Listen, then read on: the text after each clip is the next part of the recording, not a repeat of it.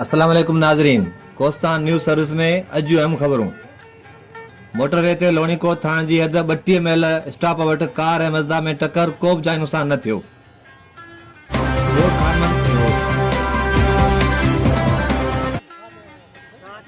PP अॻवान पीर नदीम शाह जिलानी जो ॻोठ खानमंद पालारी जो दौरो, बाहि मुतासिरनि खे घर ठाहिराइण जो कमु शुरू थी वियो।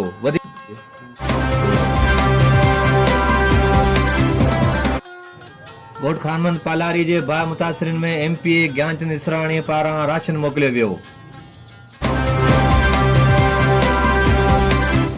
नूरियाबाद जे ग़रीब रहवासी अकबर पालारी खे मसीहा मिली वियो। कोस्तान जे समाजी शख्सियत मीर हसन जाखरो पारां इलाज कराइण ऐं घर ठाहिराए ॾियण जो ऐलान। थाणो बुला खान जे मुख़्तलिफ़ सरकारी खातनि जे मुलाज़िमनि मुतालबनि जी मनता लाइ कराची वारे धरणे में शिरकत कई।